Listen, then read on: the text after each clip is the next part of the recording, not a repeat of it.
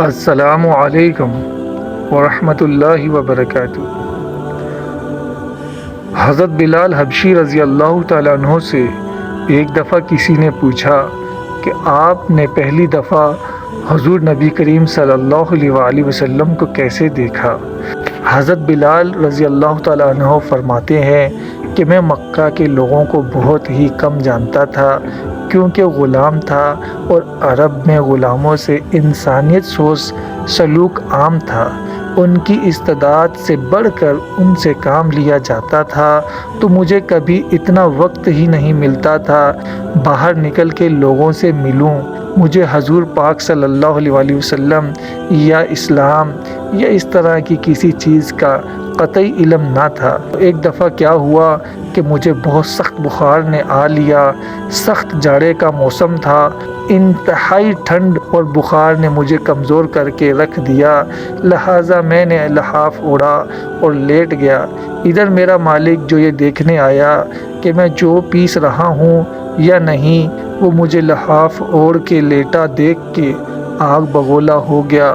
اس نے لحاف اتارا اور سزا کے طور پر میری قمیض بھی اتار دی اور مجھے کھلے صحن میں دروازے کے پاس بٹھا دیا کہ یہاں بیٹھ کے جو پیس۔ اب سخت سردی، اوپر سے بخار اور اتنی مشقت والا کام، میں روتا جاتا تھا اور جو پیستا جاتا تھا۔ کچھ ہی دیر میں دروازے پر دستک ہوئی۔ میں نے اندر آنے کی اجازت دی تو ایک نہایت مطمئن اور پر نور چہرے والا شخص اندر داخل ہوا اور پوچھا کہ جوان کیوں روتے ہو؟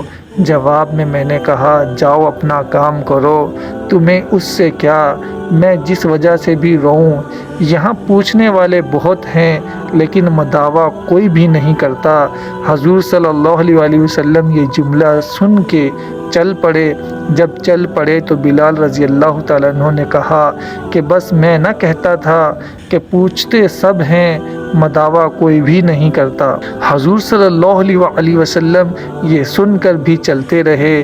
بلال رضی اللہ تعالیٰ عنہ کہتے ہیں کہ دل میں جو ہلکی سی امید جاگی تھی کہ یہ شخص کوئی مدد کرے گا، وہ بھی گئی، لیکن بلال رضی اللہ تعالیٰ عنہ کو کیا معلوم کہ جس شخص سے اب اس کا واسطہ پڑا ہے وہ رحمت للعالمین ہے۔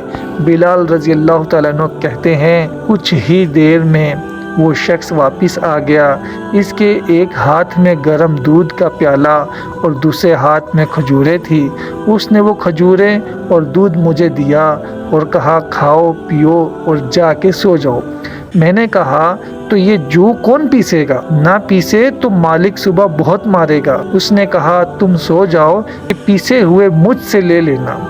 بلال رضی اللہ تعالیٰ عنہ سو گئے اور حضور صلی اللہ علیہ وآلہ وسلم نے ساری رات ایک اجنبی حبشی غلام کے لیے چکی پیسی۔ صبح بلال رضی اللہ تعالیٰ عنہ کو پیسے ہوئے جو دیے اور چلے گئے۔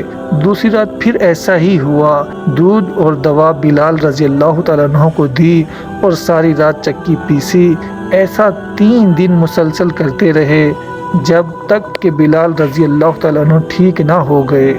یہ تھا وہ تعارف جس کے بطن سے اس الفانی عشق نے جنم لیا کہ آج بھی بلال رضی اللہ تعالیٰ عنہ کو صحابی رسول بعد میں عاشق رسول پہلے کہا جاتا ہے۔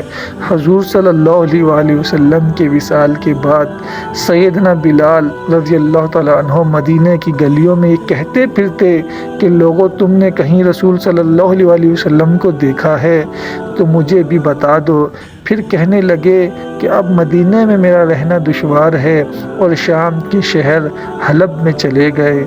تقریباً 6 ماہ بعد آپ صلی اللہ علیہ وآلہ وسلم کی خواب میں زیارت نصیب ہوئی تو آپ صلی اللہ علیہ وآلہ وسلم فرما رہے تھے اے بلال یہ کیا بے وفائی ہے، تو نے ہمیں ملنا چھوڑ دیا، کیا ہماری ملاقات کا وقت نہیں آیا؟ خواب سے بیدار ہوتے ہی اونٹنی پر سوار ہو کر لبیک یا سیدی یا رسول اللہ کہتے ہوئے مدینہ منورہ کی طرف روانہ ہو گئے۔ جب مدینہ منورہ میں داخل ہوئے تو سب سے پہلے مسجد نبوی پہنچ کر حضرت بلال رضی اللہ تعالیٰ عنہ کی نگاہوں نے عالم فراونگی میں آپ صلی اللہ علیہ وسلم کو ڈھونڈنا شروع کیا۔ کبھی مسجد میں تلاش کرتے اور کبھی حجروں میں۔ جب کہیں نہ پایا تو آپ صلی اللہ علیہ وسلم کی قبر انور پر سر رکھ کر رونا شروع کر دیا اور عرض کیا، یا رسول اللہ، آپ نے فرمایا تھا کہ آ کر مل جاؤ، غلام حلب سے بہر ملاقات حاضر ہوا ہے۔ یہ کہا اور بے ہوش ہو کر مزار پر انوار کے پاس گر پڑے۔ کافی دیر بعد ہوش آیا۔ اتنے میں سارے مدینے میں یہ خبر پھیل گئی کہ موذن رسول حضرت بلال رضی اللہ تعالی عنہ آ گئے ہیں۔ مدینہ طیبہ کے بوڑھے، جوان، مرد، عورتیں اور بچے اکٹھے ہو کر عرض کرنے لگے، بلال، ایک دفعہ وہ اذان سنا دو جو محبوب صلی اللہ علیہ وسلم کے زمانے میں سناتے تھے۔ آپ رضی اللہ تعالیٰ عنہ نے فرمایا، میں معذرت خواہ ہوں، کیونکہ میں جب اذان پڑھتا تھا تو اشہد ان محمد رسول اللہ کہتے وقت آپ صلی اللہ علیہ وسلم کی زیارت سے مشرف ہوتا اور آپ صلی اللہ علیہ وسلم کے دیدار سے اپنی آنکھوں کو ٹھنڈک پہنچاتا تھا۔ اب یہ الفاظ ادا کرتے ہوئے کیسے دیکھوں گا؟ بعض صحابہ کرام رضی اللہ تعالیٰ عنہ نے مشورہ دیا کہ حسین کرمین رضی اللہ تعالیٰ عنہما سے سفارش کروائی جائے۔ جب وہ بلال رضی اللہ تعالیٰ عنہ کو اذان کے لیے کہیں گے وہ انکار نہ کر سکیں گے۔ چنانچہ امام حسین رضی اللہ تعالیٰ عنہ نے حضرت بلال رضی اللہ تعالیٰ عنہ کا ہاتھ پکڑ کر فرمایا، اے بلال، ہم آج آپ سے وہی اذان سننا چاہتے ہیں جو آپ ہمارے نانا جان اللہ کے رسول صلی اللہ علیہ وسلم کو اس مسجد میں سناتے تھے۔ اب بلال رضی اللہ تعالیٰ عنہ کو انکار کا یارہ نہ تھا، لہٰذا اسی مقام پر کھڑے ہو کر اذان دی جہاں حضور صلی اللہ علیہ وسلم کے وقت ظاہری حیات میں دیا کرتے تھے۔ بعد کی کیفیات کا حال کتب سیر میں یوں بیان ہوتا ہے، جب آپ رضی اللہ تعالیٰ عنہ نے آواز بلند اللہ اکبر کہا، مدینہ منورہ گونج اٹھا۔ آپ جیسے جیسے آگے بڑھتے گئے جذبات میں اضافہ ہوتا چلا گیا۔ جب اشہد اللہ الہ الا اللہ کے کلمات ادا کیے، گونج میں مزید اضافہ ہو گیا۔ جب اشہد ان محمد رسول اللہ کے کلمات پر پہنچے تو تمام لوگ حتیٰ کہ پردہ نشین خواتین بھی گھروں سے باہر نکل آئی۔ وقت غریہ زاری کا عجیب منظر تھا۔ لوگوں نے کہا، رسول اللہ صلی اللہ علیہ وسلم تشریف لے آئے ہیں۔ آپ صلی اللہ علیہ وسلم کے وصال کے بعد مدینہ منورہ میں اس دن سے زیادہ رونے والے مرد و زن نہیں دیکھے جاتے۔